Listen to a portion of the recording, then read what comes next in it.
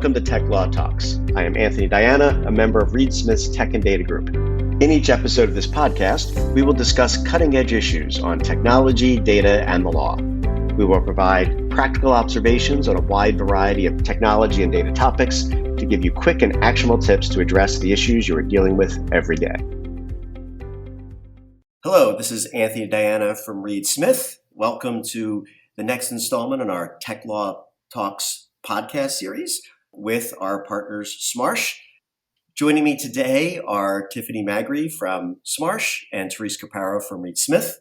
The topic for today is what regulators, particularly financial regulators, are getting right and wrong on the electronic communications enforcement actions that we've been seeing. So let's jump right into it. As people know, over the past year or so, there's been some very high-profile fines by the SEC and CFTC relating to the capture of electronic communications, which has caused definitely a lot of angst amongst a lot of financial institutions in terms of what does this mean. So I want to start with Tiffany. Let's talk about sort of the size and the scope of these enforcement actions, which have been obviously eye-popping to a lot of people.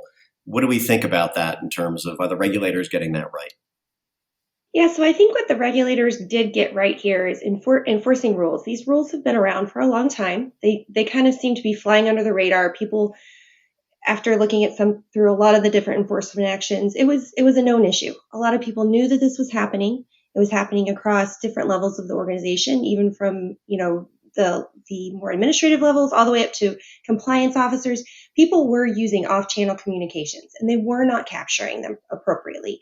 These communications are considered business communications and should be following the rules. So I think this was really an issue that had been hanging around for a while and hadn't been addressed. And they came in with a heavy hammer. The enforcement agencies, they levied some of the largest fines we've ever seen, in particular around something like communications. And they've been very clear that they feel like the size of these fines was correct. The size of these fines was meant to say, hey, we're taking this seriously. We're going to be looking for these things. We know it's been an issue. We know people have not been following the rules. And it's meant to be a deterrent. These large firms, they're paying out hundreds of millions of dollars. And it's time for, mid and smaller firms to really take a look at this and say, hey, this is a real issue. These people have been fined and we're now forced into something that we maybe hadn't been doing before and should have been doing, and really deter these types of behaviors from continuing. Therese, what do you think? Did they get this right? I know there's debate on this, and there are some people that think the fines were too big and some that think the fines were too small. But overall, I think they got it right. As Tiffany's saying, this was a known issue. It had been out there for a while. I think what frustrated the regulators the most was that they had given guidance in this area. There had been some smaller fines around off-channel communications that had been issued. They sent warning signs, and the industry didn't move. There was no material changes in how people were addressing this, in part because people didn't know how, right? It's a tricky issue. And I think what the regulators would say is, the fact that everyone is talking about this so much and is looking to figure out how they react to those fines and implement change would tell you that they got it right. If you define right by the regulators got the result they wanted, they got it right.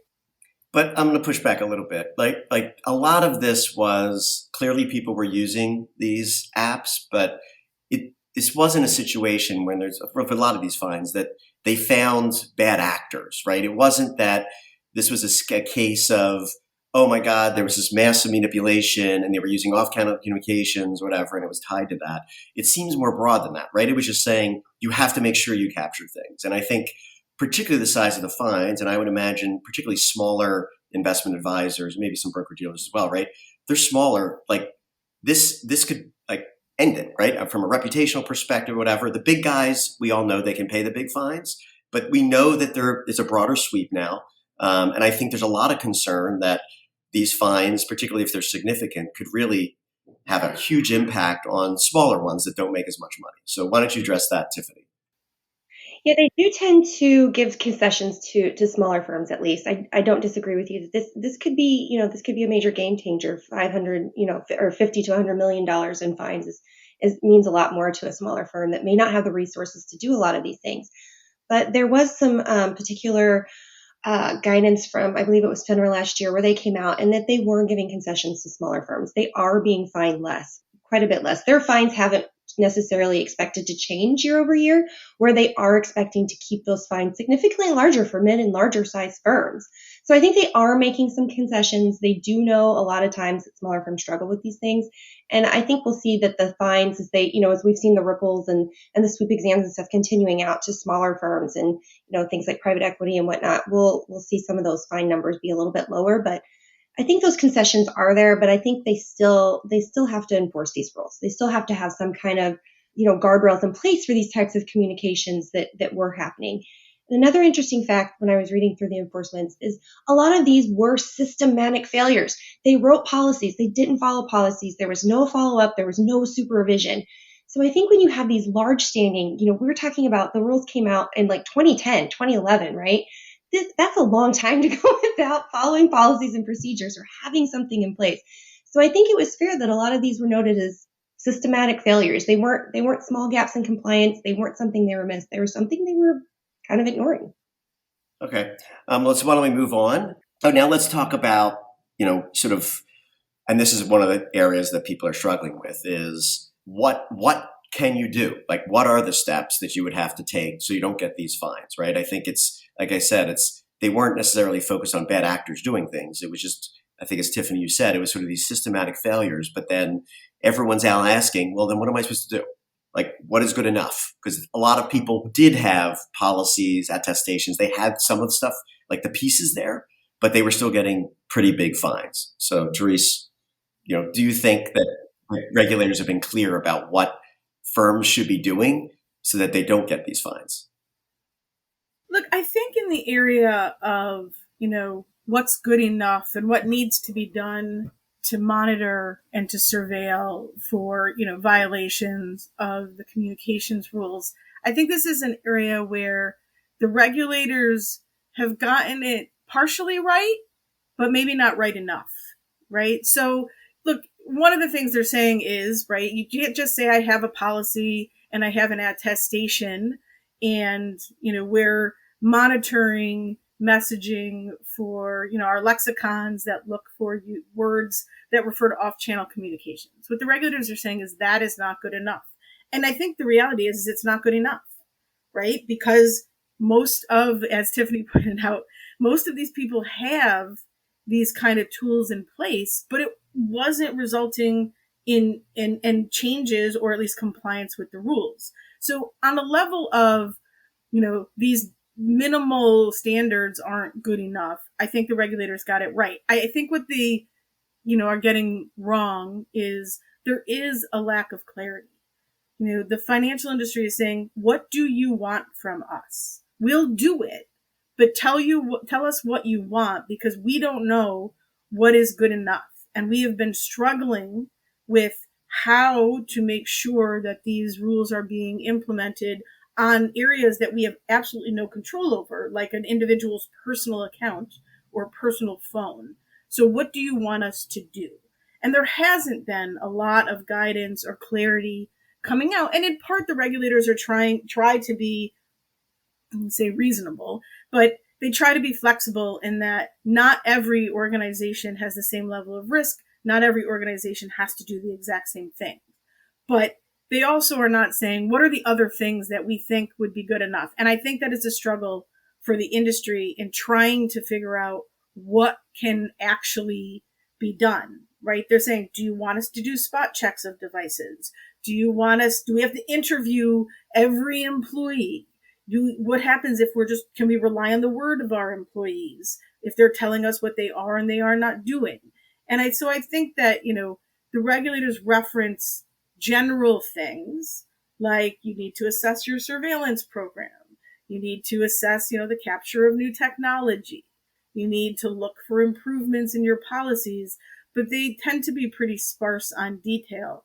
And I think that this is an area where the financial industry is really trying to figure out how much is enough to satisfy the regulators without, essentially going so far that either people, they're having to spend outrageous sums of money on a process that frankly may not even actually stop the behavior to begin with.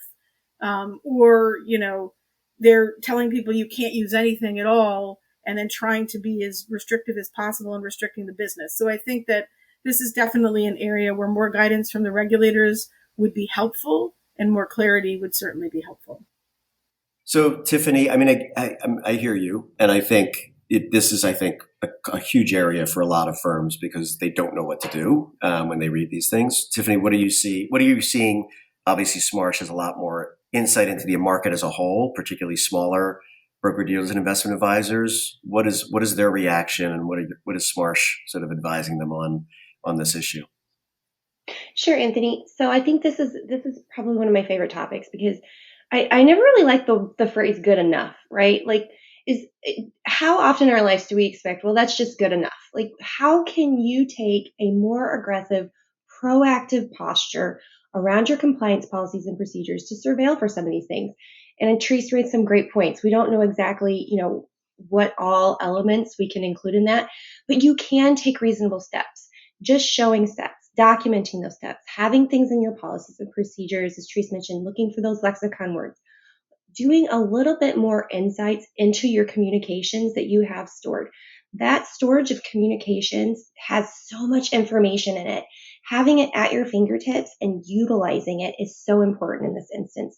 Being able to look for those red flags, taking action on those red flags, and also having reasonable and very fair violation consequences to when these things do occur will make it a little bit more reasonable, right? They always like to say reasonable actions.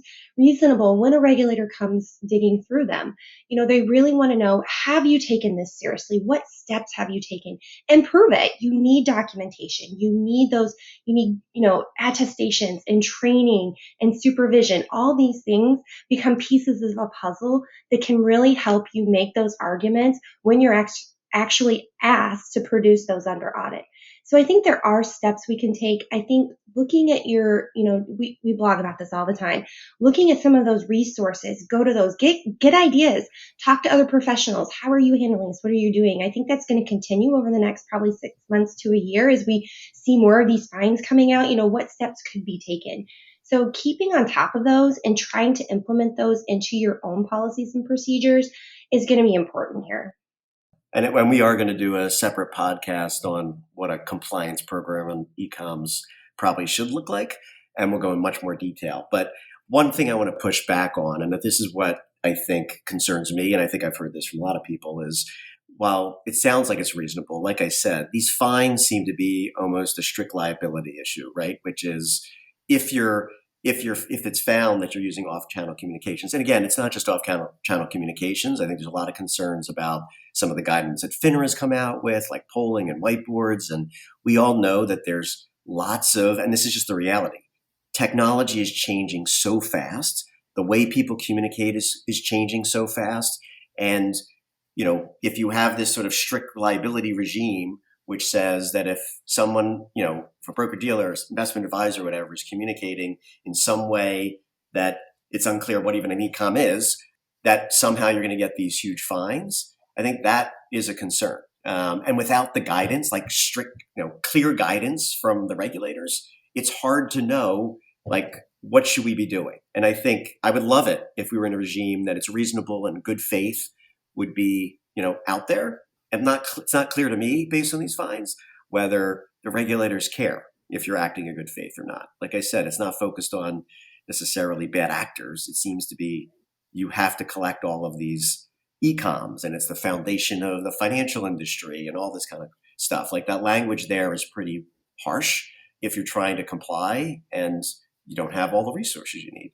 So, Therese, what's your reaction to that? Yeah, I mean, I think it's a bit of a misnomer to be focusing on, right, the bad actors, or to even suggest that these fines were, did not take into consideration level of violation or what was happening, right? The reality is these were long-standing, long-term behaviors in the industry, frankly, that were not being addressed, right? You read those orders, they're talking about activities that have been going on for years with senior level people involved who should be enforcing the policy, who are violating the policy. So when we're talking about the size of the fines, I don't And I think that in reality, there are times when I don't think they're saying if one person did one thing, we're going to fine you $100 million. That's not what the fines are about.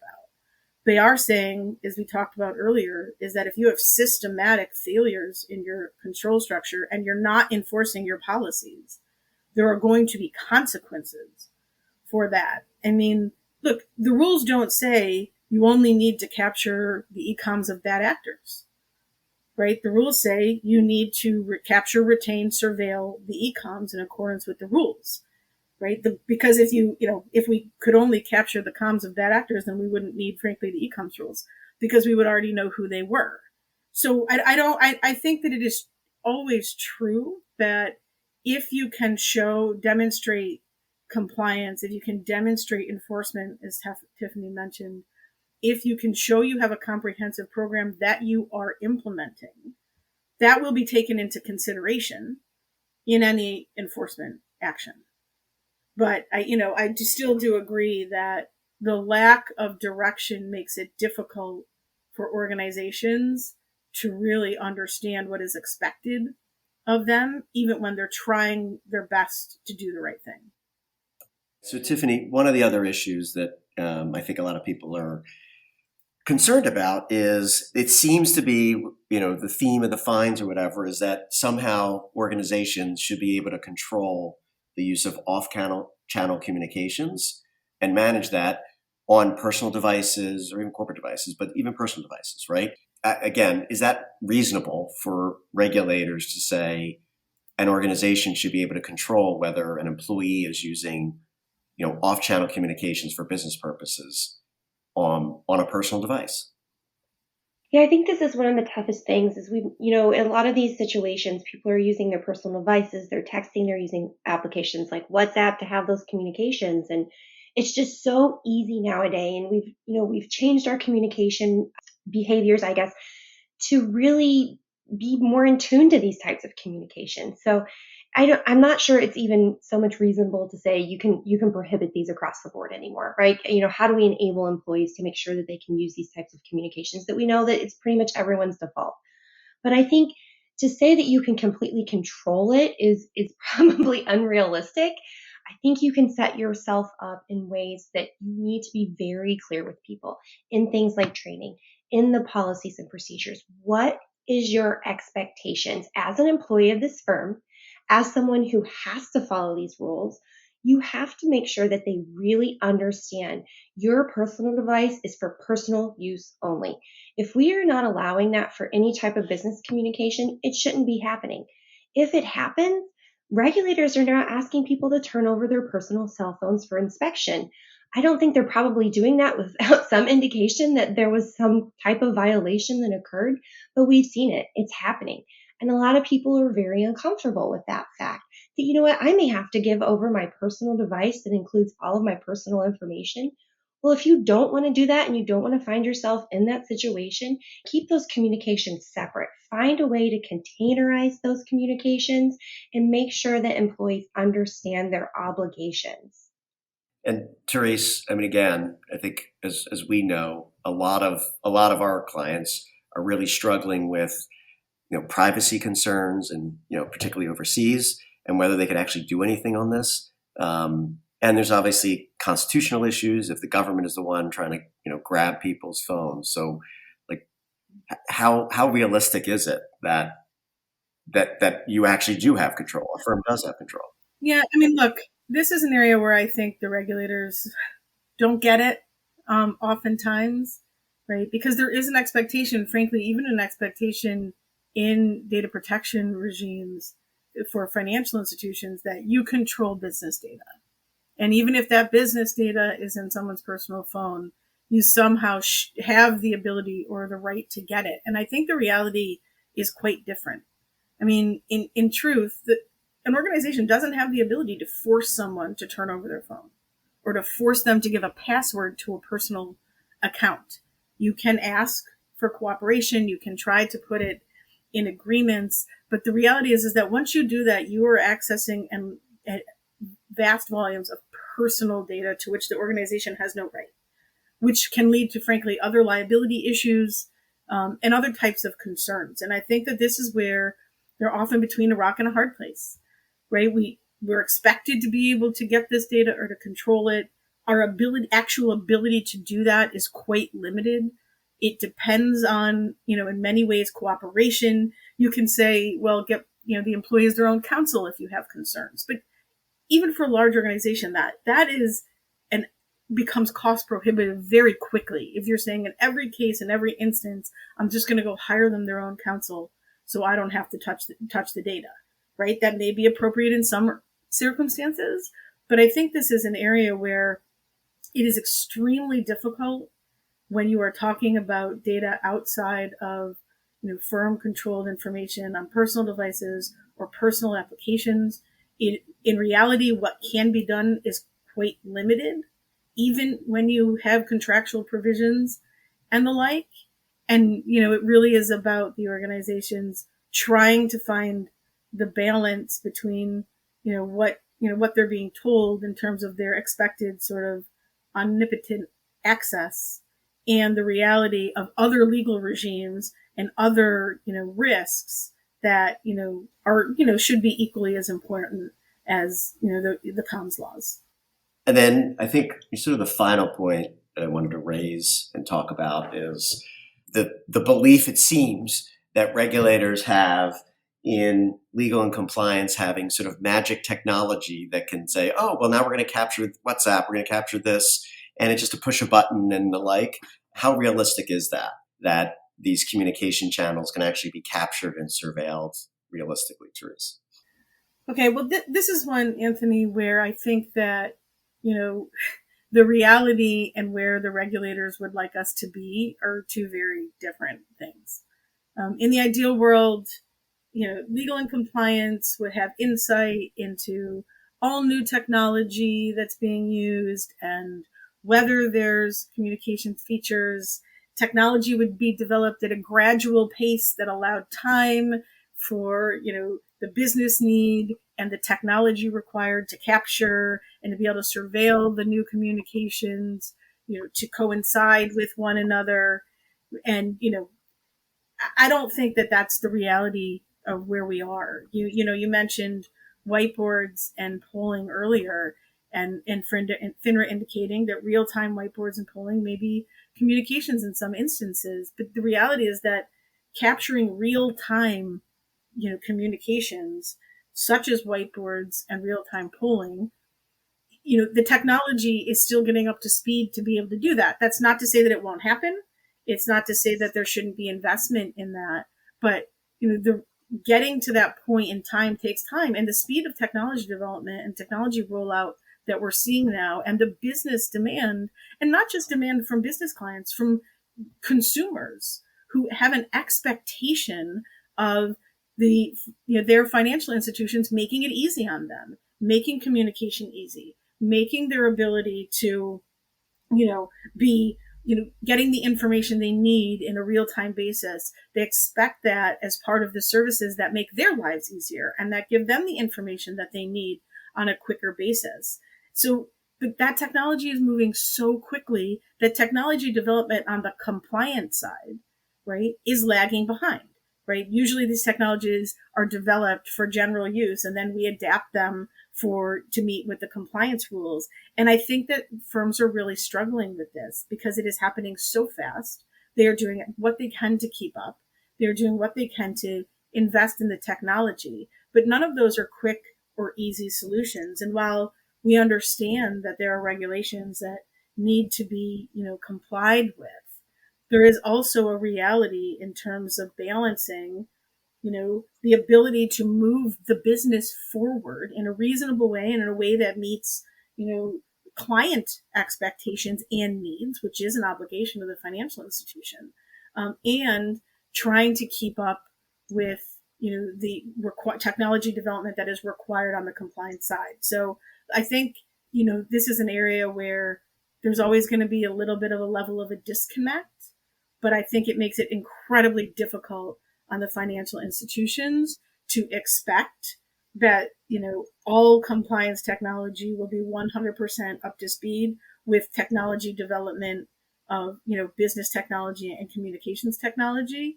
And it's just not a realistic expectation. And Tiffany, I'll give you the final word here because I know Smarsh is on the forefront of this, trying to, frantically come up with technology and development to capture a lot of these eComms. So what is your perspective on this? I think Therese hit the nail on the head with a couple of those things. It's very reactive as these new technologies are constantly rolling out, by the hundreds sometimes with all the new communications and apps and whatnot. It is very difficult to adjust technology fast enough to keep up with it. It really comes down to, when you're looking at these things, having a really good look through the evaluation and evaluating the technology you're looking to use. I think the whiteboard and pollings is probably one of the best examples, as Therese mentioned. We've seen for the past two FINRA priority level that those are, video protocols are now hitting priorities, as well as the communications with the public FAQ that FINRA put out, talking about whiteboards and polling. So it is on their radar. They are looking at these things, but how do you handle it? Can you capture it? Can you turn it off if you can't? And when these technologies come out, a lot of times they make updates, and you don't know about the updates until they're sitting in your, in your teams, and you're trying to figure out how do I address this? How do I handle it? Can I put a Band-Aid on this? Do I call my, my vendor and figure out, is this something that I'm going to capture or not? So constantly staying on top of some of these new tools and how they're being used by your firm is difficult. It's a major challenge. I think it's unrealistic to expect that you're going to get it right 100% of the time. I think that firms are going to continue to see these technologies evolve and change, and you're really just going to have some type of procedure within your compliance department that can, sort of try to mitigate these risks as they come in and find solutions for them, because I don't think this is going to go away. Yeah. Agreed. This is a stressful time for legal and compliance departments in financial institutions. So thanks, everybody, for listening. As I said, we're going to have several podcasts. This is a part of a series. So we hope that you'll join us then. Thanks. Tech Law Talks is a Reed Smith production. Our producer is Allie McCardle. For more information about Reed Smith's tech and data practice, please email techlawtalks@reedsmith.com. You can find our podcasts on Spotify, Apple Podcasts, Google Podcasts, Stitcher, and reedsmith.com, and our social media accounts at Reed Smith LLP on LinkedIn, Facebook, and Twitter. This podcast is provided for educational purposes. It does not constitute legal advice and is not intended to establish an attorney-client relationship, nor is it intended to suggest or establish standards of care applicable to particular lawyers in any given situation. Prior results do not guarantee a similar outcome. Any views, opinions, or comments made by any external guest speaker are not to be attributed to Reed Smith LLP or its individual lawyers. All rights reserved.